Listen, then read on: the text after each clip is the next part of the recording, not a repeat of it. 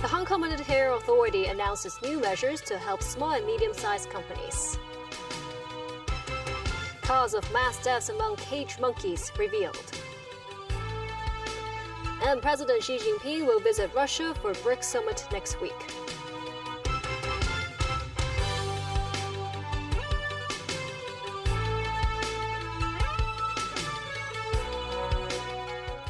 Good evening, and thank you for joining us. The Hong Kong Monetary Authority announced a raft of measures to support small and medium-sized companies in the city. They encompass liquidity and capital-related measures. Chief Executive John Lee in his policy address said the city's economy is undergoing a transition. This means people must adapt to change, and the government will support such efforts. Today, the Hong Kong Monetary Authority unveiled its latest measures to help small and medium-sized enterprises cope with the changes in business environment. That comes after the pre-approved principal repayment moratorium scheme, which allowed SME borrowers to return just the interest first, has been phased out since July last year. The partial principal repayment arrangement for some enterprises is also set to expire early next year. To ease the company's cash flow troubles, the HKMA said banks have pledged to extend the partial principal repayment ratios and durations, with the principal repayment moratorium scheme extended for some borrowers. Apart from SMEs, the scheme also covers individual loans for taxis, minibuses, and other commercial vehicles. The HKMA has also cut the counter-cyclical capital buffer ratio from the current 1% to 0.5%. That is expected to release $300 billion to $400 billion in liquidity, with banks allowed to extend more loans to SMEs. We do think that banks can manage the credit risk involved without any sort of excessive burden on banks' financials. The definition of an SME is also broadened from companies with $100 million to $500 million in annual sales. The risk rate of large loans is also lowered. That means the capital requirements for enterprises can be lowered so they can borrow loans with a lower interest rate. The measure takes effect immediately, earlier than the original date on New Year's Day next year. 16 banks have earmarked upwards of $370 billion of funds to facilitate the SME's financing, with a rollout of more credit products to assist in the company's digital and green transformation. It aims to give the kind of certainty to the SME sector that there are dedicated funds available. Concerning the dedicated task force set up on SME financing in August by the HKMA, more than 100 referrals have already been received. HKMA said 20% of the cases are harder to resolve because of their difficult business conditions. For some others, concrete assistance has been offered, including coordination work with banks. According to data from the Census and Statistics Department, Hong Kong's unemployment rate stood at 3% between July and September. That's unchanged from the June to August period. The city's underemployment rate also remained the same as that of the June to August period at 1.2%. Secretary for Labour and Welfare Chris Soon said the overall labour market should remain tight in the near term alongside the sustained economic growth. However, he stressed the employment situation may vary across sectors depending on their business performances. Chief Executive John Lee spoke on a radio program on the city's options as its economy undergoes transformation. He said the development of new industries, including innovation and technology, will maintain the city's competitiveness. Min Mo-seng reports. Chief Executive John Lee expects the city's overall economic growth this year will be between 2.5% and 3.5%. As a way to maintain the city's competitiveness, the CEO pointed out the importance of developing innovation and technology. We need talents. So far, we've got two platforms, which we call Inno Hong Kong, have gathered altogether 2,500 very top leading researchers from different parts of the world. We want to set up more laboratories so that there will be more possible products to be transformable. And then we want more money to be put into research. In his policy address, Lee said developing a low-altitude economy can also drive the city's economic growth. He said the project is not as straightforward as it seems. It's not just flying drones. Drones is only the starting point, because we need the whole infrastructure, and we need to hold a system which will ensure the signals and control of the traffic, and we have to do probably some amendment of the present laws or create some new laws to facilitate it. The CE added such a development may require a collaboration with cities in the Greater Bay Area. News 9, TVB News. The latest details have emerged about the recent deaths of 9 monkeys at the Zoological and Botanical Gardens, which include 3 critically endangered cotton-top tamarins. After investigations, the government said the monkeys died from sepsis induced by infectious disease melioidosis. The bacteria was likely caused by contaminated soil unearthed by construction works nearby. 9 monkeys died at the Zoological and Botanical Gardens over Sunday and Monday, and the mammal section remains closed. After preliminary investigations, the government confirmed the monkeys died of infection with melioidosis, which caused sepsis. The monkeys did not have food poisoning or die from other viruses such as flu. In October, the park carried out earth-moving works when repairing irrigation pipes around the cages. The bacteria might have been brought in from the shoes worn by staff. We have taken all the cleansing and disinfection measures on the cages. And so with all these measures, we believe that it's now clean and free of the bacteria. And we are also cordoning off the whole mammal section for the time being.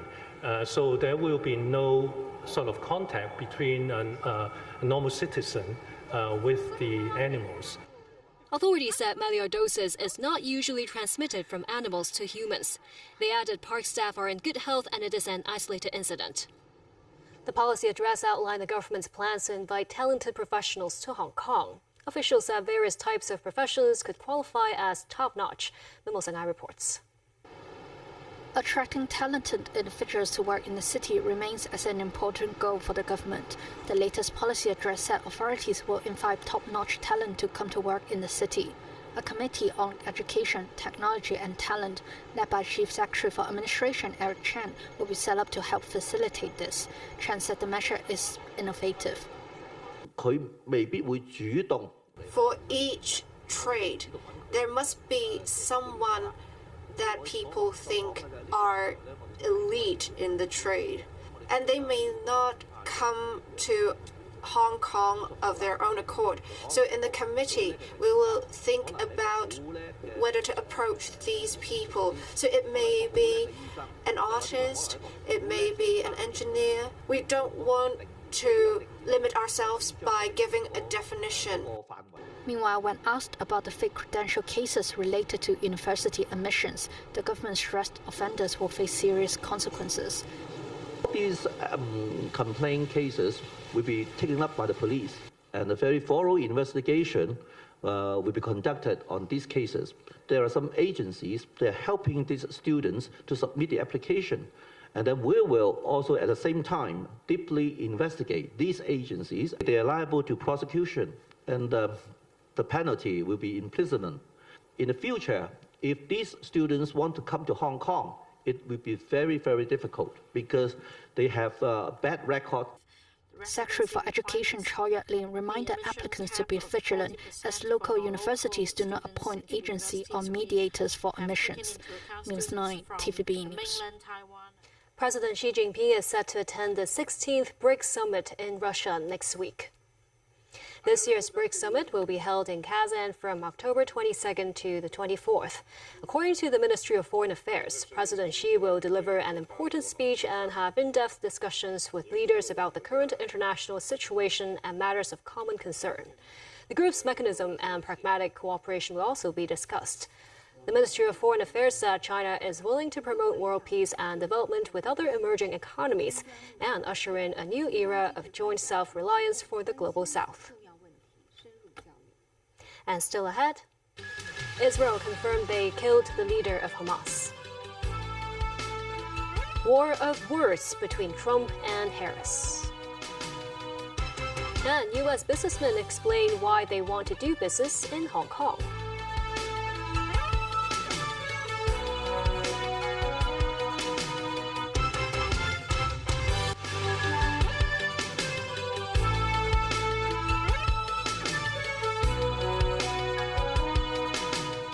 Welcome back. Israel said its forces killed Hamas leader Yahya Sinwar in Rafah, southern Gaza on Thursday. Israeli Prime Minister Benjamin Netanyahu said Hamas no longer rules Gaza after Sinwar's killing, which Israel said was confirmed by DNA records. Hamas had yet to acknowledge his death on its Telegram channel, but mentioned an attack on an Israeli tank in Jabliya, suggesting the fight continues. U.S. President Joe Biden said it was good for the world, while others are hoping it can help speed up the release of hostages taken by Hamas on October 7th last year. Nasvi Karim with more. They first blasted the building with tank fire. It was quickly followed by a shoulder-mounted launcher. Yahya Sinwar sat waiting, injured and hunched on a dusty sofa, head covered, knowing his final moments were near. A drone sent deep into the ruins of the building he was seeking refuge in. Defiantly, he threw an object at the drone. The end came soon afterwards. Israel finally got their man. They had put a premium on his head for many years, intensifying their search after accusing him of being the mastermind behind the October 7th, 2023 raid on Israel. Israeli Prime Minister Benjamin Netanyahu celebrated, calling on Hamas to surrender. Yahya Sinwar is dead.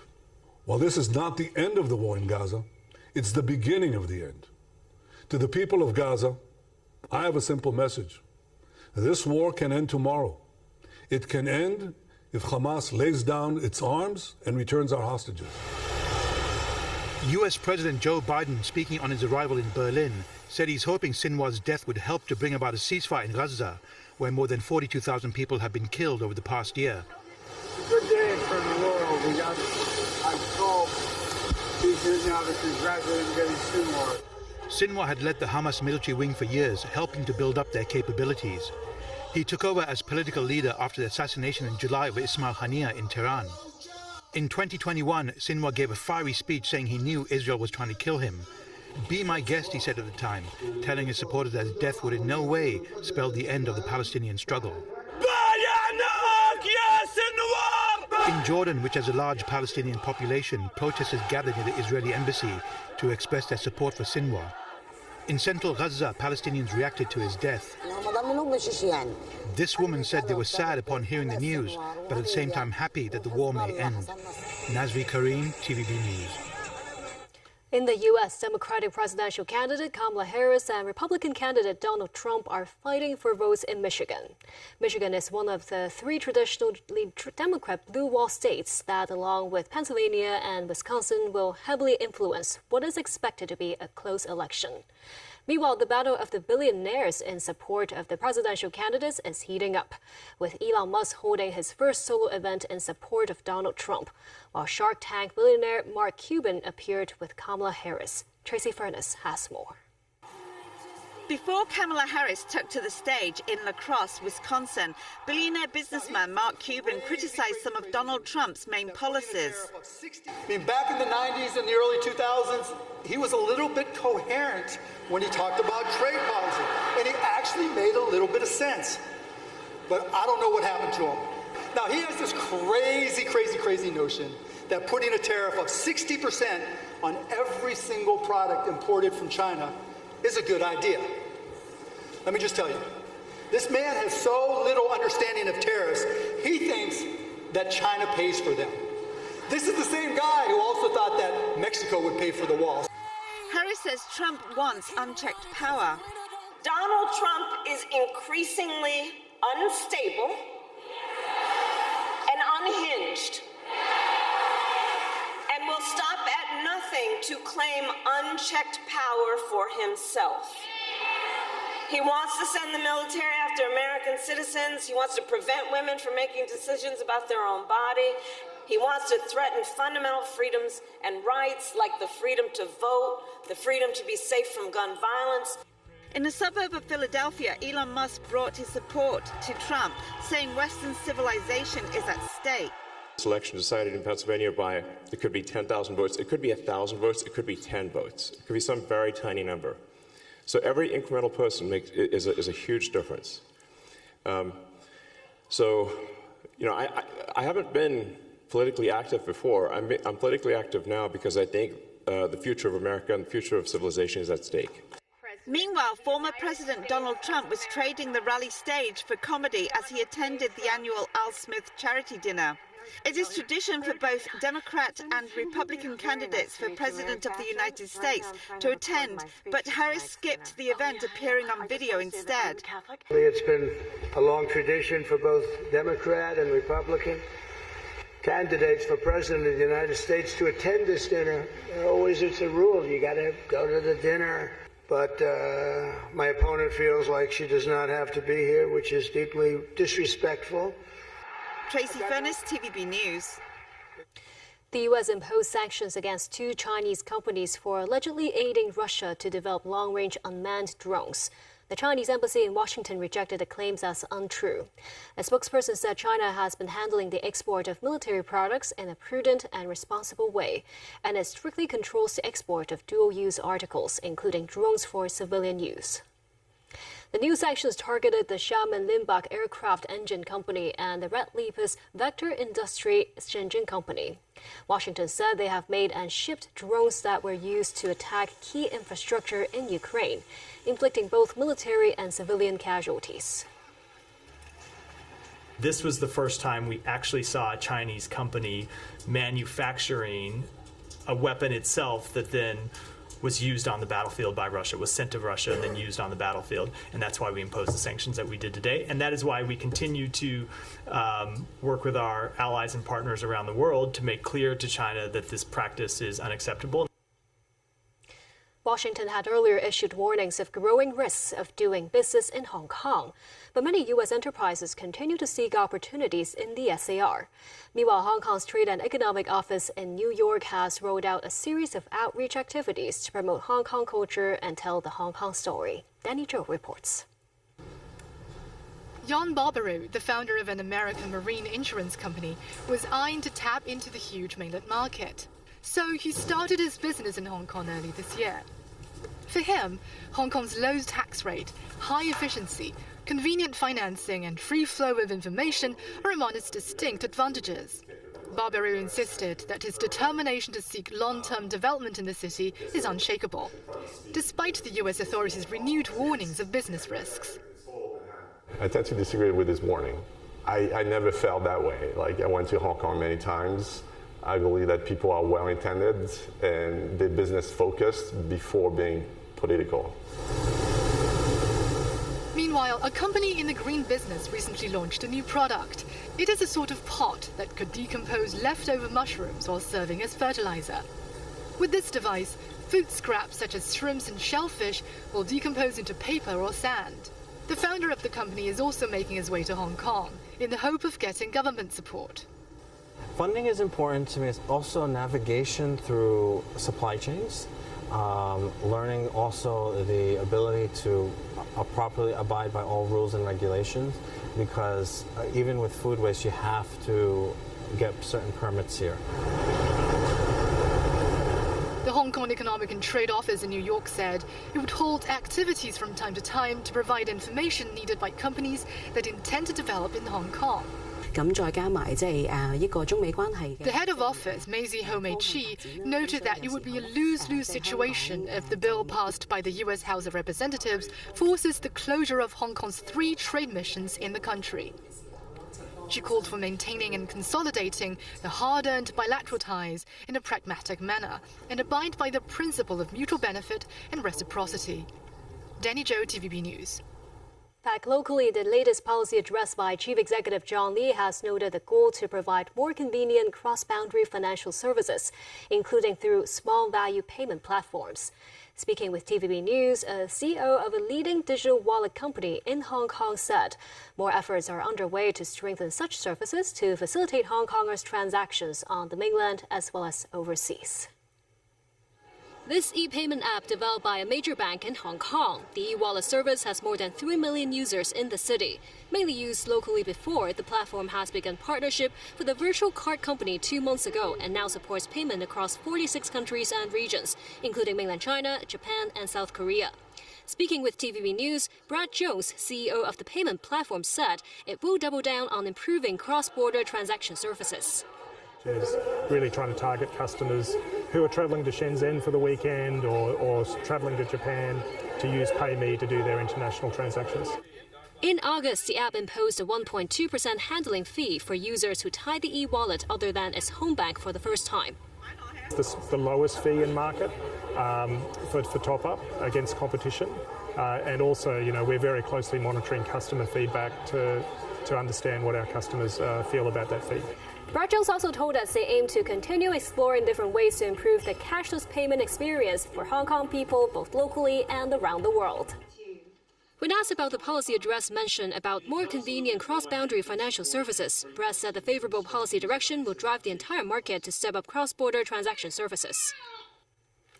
And that's the news. Have a great weekend ahead.